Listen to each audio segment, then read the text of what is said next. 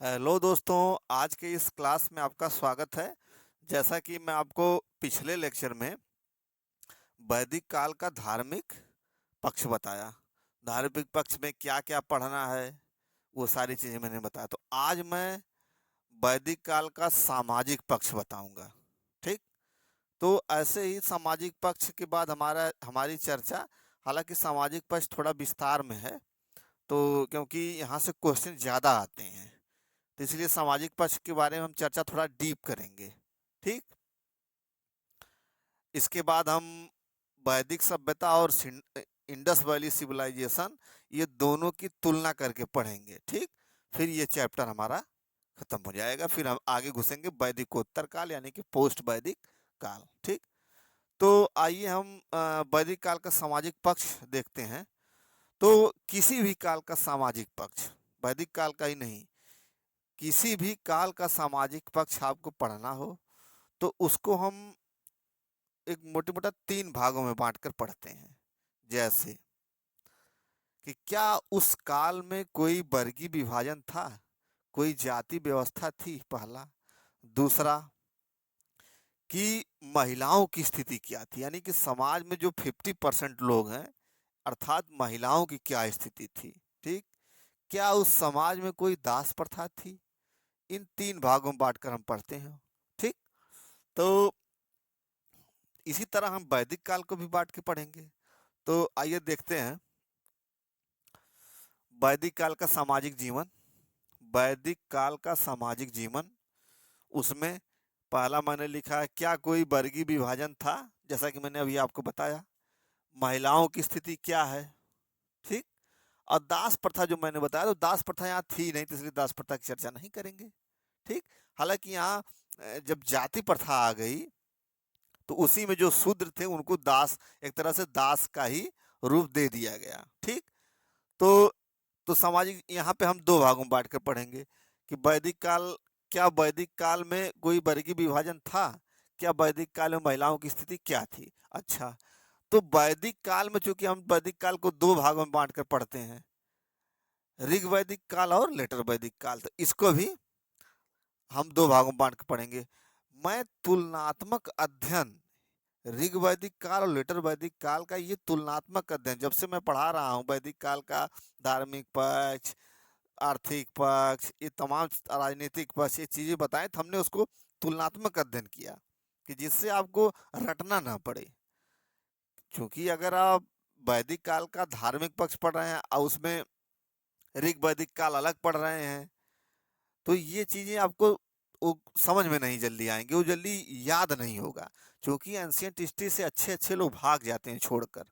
Ancient history ऐसा है कि इसको अच्छे अच्छे लोग नहीं पढ़ पाते हैं। बहुत ही लोग सोचते हैं कि रटने वाली चीज़ है, और मैं आपको ऐसा बता रहा हूँ कि आपको रटना नहीं है, आपको केवल बस चिंतन मनन करना है और इस चीज़ को ध्यान से देखना है। ठीक। तो आइए हम वैदिक काल का सामाजिक जीवन, क्या कोई वर्गीय विभाजन था। तो अब वर्गीय विभाजन को भी हम 2 भागों में बांट के पढ़ेंगे। ऋग वैदिक काल में वर्गीय विभाजन क्या था, लेटर वैदिक काल में वर्गीय विभाजन क्या था। ठीक। तो ऋग वैदिक काल में वर्ण व्यवस्था के संकेत हमको मिलते हैं। ये चीज हमको कहाँ से पता चलती है कि वर्ण व्यवस्था के संकेत मिलते हैं। तो मैंने आपको पीछे के लेक्चरों में मैं बता चुका हूँ कि ऋग्वेद में ऋग्वेदिक ऋग्वेद में ऋग्वेद के 10वें मंडल में, मतलब ऋग वैदिक काल के अंत तक जाते जाते वर्ण व्यवस्था के संकेत मिलते हैं या वर्ण व्यवस्था की शुरुआत हो जाती है। ये चीज कैसे पता चलती है, तो ऋग्वेद में मैंने आपको 10वें मंडल में एक पुरुष सूक्त बताया था, जाके लेक्चर को देखिएगा। और उस पुरुष सूक्त में एक विराट पुरुष की कल्पना की गई है। ठीक। और उसी विराट पुरुष से क्या निकला, दिमाग से ब्राह्मण, ठीक, हाथ से क्षत्रिय, ये चीजें मैंने आपको बताई थी। तो ऋग्वेद में के 10वें मंडल में पुरुष सूक्त के में एक विराट पुरुष की कल्पना की गई है और उसी विराट पुरुष से वर्ण व्यवस्था की शुरुआत होती है। ठीक। अच्छा, ये चीज आपको समझ में आ गई होगी। तो यहाँ पे मैंने लिखा वर्ण व्यवस्था प्रारंभ, ऋग वैदिक काल में वर्ण व्यवस्था प्रारंभ। तो ये चीज आपको समझ में आ गई होगी कि किसमें, ऋग्वेद के 10वें मंडल में। अच्छा, 10वां मंडल आपको लास्ट मंडल था। इससे भी क्लियर होता है कि ऋग्वेद के जब 10वां मंडल लास्ट में जोड़ा गया है, बाद में जोड़ा गया, ये भी मैंने बताया था कि पहला और 10वां बाद में जोड़ा गया है। तो यानी कि बाद में जोड़ा गया, यानी कि ऋग वैदिक काल के अंत तक, अंत न हो गया तो ऋग वैदिक काल के अंत तक जाते जाते वर्ण व्यवस्था प्रारंभ हो रही है, क्योंकि उसके 10वें मंडल में जोड़ा गया है जी। ठीक। तो 10वें मंडल में विराट पुरुष, 10वें मंडल में पुरुष सूक्त, पुरुष सूक्त मैंने बताया था। इसी पुरुष सूक्त में एक विराट पुरुष की कल्पना की गई थी। उसी विराट पुरुष के हाथ से, दिमाग से चीजें, चारों वर्ण निकले। तो यहाँ पे ये चीज आपको बस इतना ध्यान रखना है कि यहाँ पे वर्ण व्यवस्था की शुरुआत हो गई ऋग्वैदिक काल में। ठीक। और यही वर्ण व्यवस्था लेटर वैदिक काल में कठोर हो गई। यही वर्ण व्यवस्था लेटर वैदिक काल में यहाँ पे मैंने लिखा है, यहाँ पे वर्ण व्यवस्था प्रारंभ, यहाँ पे वर्ण व्यवस्था कठोर, यानी कि उत्तर वैदिक काल में वर्ण व्यवस्था कठोर हो गई। ठीक।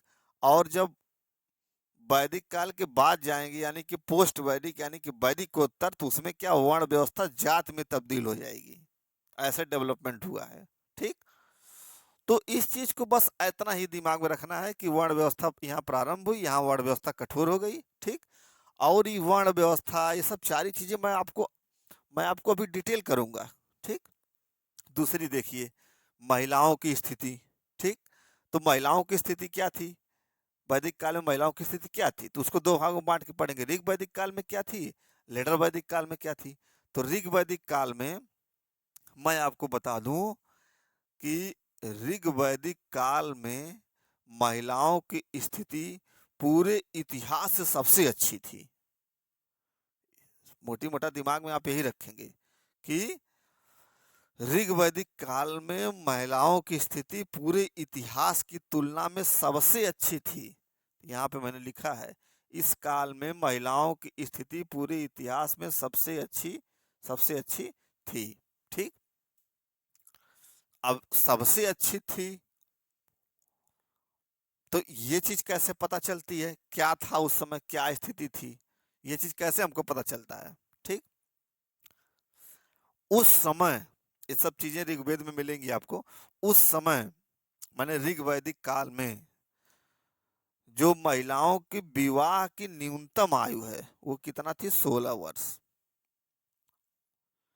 जो महिलाओं के ऋग वैदिक काल में महिलाओं के विवाह की न्यूनतम आयु 16 वर्ष थी। ठीक। और मैंने आपको बताया था कि सन 1929 में शारदा एक्ट आता है। अच्छा, शारदा एक्ट आता है, उसमें विवाह की आयु के लिए सरकार से झगड़ा किया गया कि 14 वर्ष कर दीजिए महिलाओं की। ये सोचिए आपकी 1929 में मांग की जा रही है कि महिलाओं की विवाह की न्यूनतम आयु 14 वर्ष कर दिया जाए। और ये कब की बात है, 3-4 हजार साल पहले की बात है। उसमें 16 वर्ष न्यूनतम आयु, सोचिए कितना डिफरेंस है। इसी न्यूनतम इसी 16 वर्ष की आयु के कारण विवाह की न्यूनतम आयु 16 वर्ष थी। ठीक। तो इस कारण से यानी कि आयु आयु ठीक थी, विवाह की आयु क्या थी, अच्छी थी। 16 वर्ष अच्छी ही मानी जाएगी आज के 3000 साल पहले। सन 1929 में डॉक्टर हरविलास शारदा सरकार से झगड़ा कर रहे थे कि महिलाओं की न्यूनतम आयु 14 वर्ष कर दी जाए। सोचिए अब, तो विवाह की न्यूनतम आयु यहाँ कितनी थी, 16 वर्ष थी। तो इस कारण से जब ये न्यूनतम आयु 16 वर्ष थी तो अच्छी थी। इस अच्छे कारण से क्या हुआ महिलाओं में, उस समय की महिलाएं अपने मन से जैसे वैदिक ऋचाओं की रचना करती थी, मतलब उनको पूरा समय मिलता था। अच्छा, ये एक चीज मैं आपको इसमें बता दूं, थोड़ा सा उदाहरण से मैं आपको समझाता हूँ कि चूंकि बाल विवाह था नहीं, विवाह किया 16 वर्ष यानी कि बाल विवाह नहीं था। तो यदि आज के युग में देखिए कि यदि महिलाओं की शादी जो है, महिलाओं का विवाह जो है, यदि कम उम्र में कर दिया जाए तो उससे क्या फर्क पड़ेगा उनके ऊपर, ध्यान दीजिएगा आप। पहला तो उनके शिक्षा प्रभावित होगी। यदि महिलाओं को कम उम्र में ही शादी कर दी जाए तो सबसे पहले उनकी क्या होगी, शिक्षा प्रभावित होगी। दूसरा क्या होगा, उनका स्वास्थ्य प्रभावित होगा। तो शिक्षा प्रभावित होगी, स्वास्थ्य प्रभावित होगा, तो इससे क्या होगा, इससे महिला सशक्त नहीं हो पाएगी, महिला मजबूत नहीं हो पाएगी। तो महिला सशक्त नहीं हो पाएगी, इसका क्या मतलब, इसका मतलब कि महिला न राजनीति में भाग ले पाएगी, न प्रशासन में भाग ले पाएगी। कैसे भाग ले पाएगी, उसकी कोई भागीदारी रहेगी ही नहीं। उसकी शादी हो गई कम उम्र में, स्वास्थ्य उसका डिस्टर्ब रहेगा, ठीक। तो न राजनीति में भाग ले पाएगी, न प्रशासन में भाग ले पाएगी, तो महिला सशक्त कैसे होगी। जैसे उदाहरण से मैं आपको समझाता हूँ कि मान लीजिए कि किसी गांव में महिला आरक्षण मिला, महिला प्रधान बन गई, ठीक। तो यदि वो शिक्षित नहीं रहेगी, उसका स्वास्थ्य नहीं, यदि कम उम्र में शादी हो जाएगी तो शिक्षित तो रहेगी नहीं, तो वो क्या करेगी, प्रधान तो बन गई है लेकिन वो घर में बैठी रहेगी, तो उसका मजा, उसका आनंद कौन लेगा, उसका पति लेगा। समझ समझ में आई बात, उसका आनंद कौन लेगा, उसका पति लेगा। तो महिलाओं को आरक्षण देना या महिलाओं को शक्ति देना, ये अलग बात हो गई। और महिलाएं उस शक्ति का उपभोग करें, उस शक्ति को इम्प्लीमेंटेशन करें, वो अलग बात हो गई। ध्यान दीजिएगा इस बात को कि महिला को, आज के युग में महिला को बहुत सशक्त किया जा रहा है, बढ़ाया जा रहा है, लेकिन आज भी वही स्थिति है कि प्रधान बन गई हैं लेकिन उनको कोई मतलब नहीं है। क्यों, क्योंकि शिक्षा प्रभावित होती है, उनकी तमाम चीजें प्रभावित होती हैं। तो पावर तो दे गई लेकिन वो पावर का इस्तेमाल नहीं कर पा रही, पावर का उपभोग नहीं कर पा रही हैं, ठीक। तो लेकिन ऋग वैदिक काल में चूंकि उम्र उनकी अच्छी थी, विवाह की आय की न्यूनतम आयु 16 वर्ष थी, इस कारण से वो महिलाएं ऋग वैदिक काल की महिलाएं वैदिक ऋचाओं की रचना करती थीं, राजनीतिक संस्थाओं में भाग लेती थीं, राजनीतिक संस्थाओं जैसे सभा समिति में भाग लेती थीं। सभा समिति किसका चुनाव करती थी, जनस्य गोपा की, यानी राजा की। राजा नहीं कह सकते, जनस्य गोपा यानी जन का संरक्षक। तो जनस्य गोपा के चुनाव में महिलाएं भाग ले रही हैं, राजनीतिक में महिलाएं भाग ले रही हैं, वैदिक ऋचाओं की रचना कर रही हैं और अपने मन से विवाह कर सकती हैं किसी से। ये सबसे बड़ी बात है। ये सारी चीजें अब धीरे धीरे हो रही हैं, वर्तमान में हो रही हैं। यहाँ पे मैंने लिखा अपने मन से विवाह कर सकती हैं और चाहे तो आजीवन बिना बिना अविवाहित रह सकती हैं, कोई दबाव नहीं डाल सकता कि विवाह करिए। लेकिन आज भी लोग दबाव डालते हैं कि विवाह करिए, वर्तमान में भी ये चीज है। अपने मन से विवाह कर लेंगी, चाहे अपने मन से विवाह कर सकती हैं, चाहे तो आजीवन बिना विवाह के रह सकती हैं, युद्ध में भाग लेती थी, वैदिक ऋचाओं की रचना करती थी, राजनीति में भाग लेती थी। तो कितनी विदुषी थी, ये आप समझिए कि ऋग वैदिक काल में महिलाओं की स्थिति कितनी अच्छी थी। वैसा आज तक अभी नहीं पाई है। जब विवाह की आयु 16 वर्ष थी, ऋग वैदिक काल में विवाह की आयु 16 वर्ष थी। अच्छा, एक चीज और ध्यान दीजिए, बहुत सी कुरीतियां ऋग वैदिक काल में नहीं थी, जैसे बाल विवाह, सती प्रथा, बहुपत्नी विवाह, ये सब ऋग वैदिक काल में नहीं था। तो ऋग वैदिक काल में महिलाओं की स्थिति सबसे बेस्ट थी। उसका कारण है कि पहली तो उनकी विवाह की न्यूनतम आयु 16 वर्ष थी, जिस कारण से वो सशक्त थी, राजनीति में भाग लेती थी, युद्ध करती थी, वैदिक ऋचाओं की रचना करती थी, अपने मन से विवाह कर सकती थी। तमाम चीजें ऋग वैदिक काल में है, ठीक। जब विवाह की आयु 16 वर्ष डिसाइड हुआ ऋग वैदिक काल में, और मैं आपको जो है आगे बताऊंगा कि 1929 में डॉक्टर हरविलास शारदा, जिनके नाम पे शारदा एक्ट आया, तो डॉक्टर हरविलास शारदा सरकार से लड़ के झगड़ के महिलाओं के विवाह की न्यूनतम आयु 14 वर्ष करवाए उन्होंने, और पुरुषों की 18 वर्ष करवाए। तो ये सोचिए कि 1929 में 14 वर्ष हो रहा है न्यूनतम आयु, और ऋग वैदिक काल में 16 वर्ष है न्यूनतम आयु। कितना डिफरेंस है सोचिए। ये चीज आपको, इस चीज को मतलब ध्यान देना चाहिए आपको। महिलाओं को शक्ति देना अलग बात है, महिलाएं उस शक्ति का उपभोग करें, ये अलग बात है। ठीक। और अब जब आप लेटर वैदिक काल में आएंगे तो महिला धीरे धीरे धीरे धीरे धीरे धीरे महिलाओं की, चूंकि वर्ण व्यवस्था कठोर होती चली गई लेटर वैदिक में, तो महिलाओं की स्थिति ग्रेजुअली यानी कि धीरे धीरे खराब होती चली गई। और ये कब तक खराब हुई? आज़ादी तक। माने आज़ादी तक महिलाओं की स्थिति में गिरावट ही आई। हालांकि बीच में थोड़ा बहुत उतार चढ़ाव हुआ, लेकिन वो एक्सेप्शनली हो गया। लेकिन एक तरह से आप मानिए कि महिलाओं की स्थिति आज़ादी तक खराब होती ही चली। आज़ादी के बाद धीरे धीरे कुछ सुधार हुआ है। ठीक। अच्छा, तो ऋग वैदिक काल का ये स्थिति थी, लेटर वैदिक काल की ये स्थिति थी। ठीक। अब ऋग वैदिक काल में कुछ महिलाओं के नाम भी मैं आपको बता देता हूँ, जैसे अल्पाला, वेदवती, विश्वारा, घोषा। ये सब क्या थी? विदुषी महिला थी। ये सब वैदिक ऋचाओं की रचना, ये सब महिलाएं वैदिक ऋचाओं की रचना करती थी, राजनीतिक संस्थाओं में भाग लेती थी। ऋग वैदिक काल की स्थिति ये है। ठीक। लेकिन लेटर वैदिक काल में कौन महिला थी? मैंने यहाँ पे आगे लिखा है याज्ञवल्क। अब आप वीडियो पॉज करिए और सोचिए कि याज्ञवल्क मैंने आपको ये इसलिए मैं लिखा हूँ कि इशारा करने के लिए आपको, याज्ञवल्क से संबंधित 3 महिलाएं थीं, वो उत्तर वैदिक काल में आती हैं।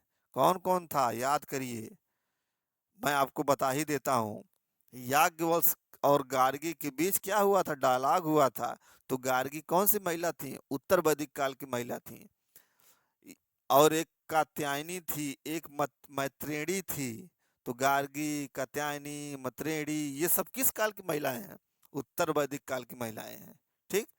तो याज्ञवल्क को मैंने इसलिए लिख दिया कि याज्ञवल्क, गार्गी, याज्ञवल्क से ही कात्यायनी, मैत्रेयी, ये याज्ञवल्क से ही तीनों महिलाएं संबंधित है, इसलिए मैंने इसको बताया। ठीक। तो वैदिक काल के सामाजिक जीवन में महिलाओं की स्थिति ये है। वर्गीय विभाजन में ऋग्वेद में ऋग्वेटर में ये इतना है। ठीक। आपको महिलाओं की स्थिति आपको समझ में आ गई होगी कि ऋग वैदिक काल में सोचिए आप कि ऋग वैदिक काल में 16 वर्ष है, और जो क्या नाम 1929 में 14 वर्ष, वो भी लड़ के झगड़ के, सरकार से लड़ झगड़ के साथ शारदा एक्ट पारित कराया गया। 14 वर्ष किया गया न्यूनतम आयु। तो सोचिए कितना, मतलब कितनी अच्छी स्थिति रही होगी ऋग वैदिक काल में। युद्ध में भाग लेना भी मजाक बात थोड़ी है। युद्ध में भाग लेना, सभा समिति जो राजा का चुनाव करते थे, जनक से गोपा का चुनाव करते, उसमें भाग लेती थी वो। तो कितनी अच्छी रही होगी। लेकिन जब लेटर वैदिक काल में जाएंगे तो वही जो वर्ण व्यवस्था कठोर होती चली जाएगी और महिलाओं की स्थिति आजादी तक धीरे धीरे धीरे धीरे गिरती चली जाएगी। ठीक। तो इस काल की कुछ विदेशी महिलाओं को मैंने आपको बताया भी कि इसमें गार्गी, कात्यायनी, मैत्रेयी। इस काल की विदेशी मैंने लिख दिया, अल्पाला, वेदवती, विश्वारा, घोषा। ठीक। तो 2-3 महिलाएं इसको याद कर लीजिए, 2-3 ये आपको पहले से याद ही हैं। ठीक।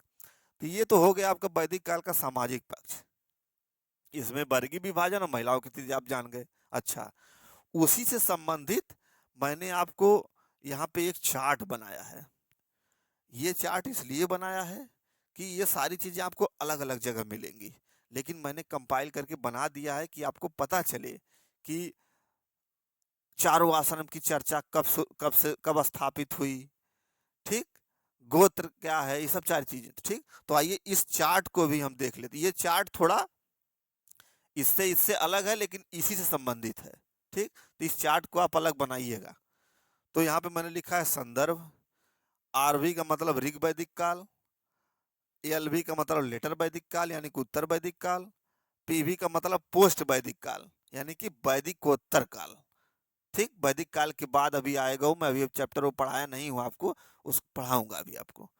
तो ऋग वैदिक काल, अब तो अभी आपको याद हो गया होगा कि ऋग वैदिक काल का टाइम पीरियड 1500 से 1000 बीसी, लेटर वैदिक काल का 1000 से 600 बीसी, अब पोस्ट वैदिक काल का 600 से 300 बीसी। आप याद रखिएगा। तो संदर्भ में ये हो गया। अच्छा, अब देखिए इसमें वर्ण व्यवस्था। तो ऋग वैदिक काल में शुरुआत होती है वर्ण व्यवस्था की। जैसा कि मैंने आपको बताया कि ऋग्वेद के 10वें मंडल में विराट पुरुष की कल्पना की गई है। तो यहाँ क्या होता है? ऋग वैदिक काल में वर्ण व्यवस्था की शुरुआत होती है। ठीक। और उत्तर वैदिक काल में वर्ण व्यवस्था कठोर हो जाती है और जब इसके और आगे जाते हैं वैदिकोत्तर काल में, तो वही वर्ण व्यवस्था जाति में तब्दील हो जाती है। ठीक, ये सारी चीजें मैं आपको बताऊंगा। वर्ण व्यवस्था क्या है, आश्रम व्यवस्था क्या है, पुरुषार्थ क्या है, गोत्र क्या है, 16 संस्कार क्या है, ये सारी चीजें अभी मैं आपको बताऊंगा। ठीक, तो आइए दूसरा, आश्रम व्यवस्था। तो ऋग वैदिक काल में तो ऐसा कुछ था नहीं, लेकिन आश्रम व्यवस्था की शुरुआत जो है उत्तर वैदिक काल में हुई, और उत्तर वैदिक काल में ही 3 आश्रमों की चर्चा मिलती है।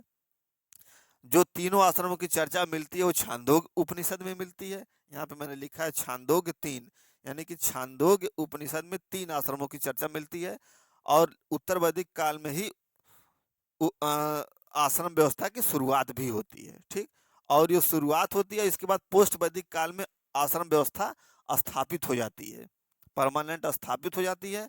और जाबाल उपनिषद में, ये जाबाल उपनिषद है, इसमें चारों आश्रम का जिक्र मिलता है, जिसमें सन्यास जो है, ये चौथा आश्रम क्या है, सन्यास, इसलिए मैंने लिख दिया है कि यहाँ पे छांदोग्य में 3, जाबाल उपनिषद में चारों आश्रमों की चर्चा मिलती है, 3 इसमें, सन्यास ले लेंगे तो 4। ठीक, अगला पुरुषार्थ। तो पुरुषार्थ की भी शुरुआत उत्तर वैदिक काल में होती है और स्थापित हो जाता है पोस्ट वैदिक काल में, वैदिकोत्तर काल में।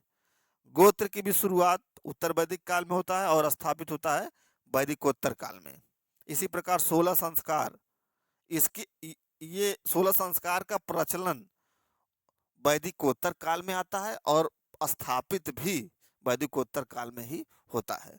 तो ये आपको वर्ण व्यवस्था, आश्रम व्यवस्था, पुरुषार्थ, गोत्र, 16 संस्कार, ये आपको मैं अगले लेक्चर में बताऊंगा। ये सामाजिक जीवन से संबंधित है, ये थोड़ा डीप है, तो सारी चीजें मैं आपको अगले लेक्चर में बताऊंगा। लेकिन ये सारी चीजें आपको अगले लेक्चर को भी देखना, क्योंकि ये बहुत इंपॉर्टेंट है। वर्ण व्यवस्था, आश्रम व्यवस्था, इससे तमाम क्वेश्चन आते हैं। अच्छा, इस चार्ट को एक बार थोड़ा सा और ध्यान दीजिए। इसमें आप देखिए कि उत्तर वैदिक काल में कई चीजों की शुरुआत हो रही है। देखिए, आश्रम व्यवस्था की शुरुआत, पुरुषार्थ की शुरुआत, गोत्र की शुरुआत, तो कई चीजों की शुरुआत हो रही है। किसमें? उत्तर वैदिक काल में। और आप वैदिकोत्तर काल में देखिए कई चीजें स्थापित हो जा रही हैं, और जो वर्ण व्यवस्था थी वो जात में तब्दील हो जा रही है। ठीक, और ऋग वैदिक काल में केवल वर्ण व्यवस्था की शुरुआत ही होती है, बाकी और ऐसा कुछ इसीलिए ना ऋग वैदिक काल कहा जाता है बहुत अच्छा काल था, इसीलिए कहा जाता है। ठीक, तो ये सारी चीजें मैं बताऊंगा, आश्रम व्यवस्था, पुरुषार्थ, गोत्र, 16 संस्कार, ये सारी चीजें मैं आपको बताऊंगा। अच्छा, ये चीज तो आपको अब समझ में आ गई कि सामाजिक जीवन। अच्छा, सामाजिक जीवन में ही ये वर्ण व्यवस्था, आश्रम व्यवस्था, पुरुषार्थ, गोत्र, 16 संस्कार, ये सब है। लेकिन इस चीज को मैं आपको अगले लेक्चर में बताऊंगा। ठीक, तो आपको अभी समझ में आ गया होगा कि वैदिक काल का सामाजिक जीवन में वर्गीय विभाजन था कि नहीं था, ये देखना था।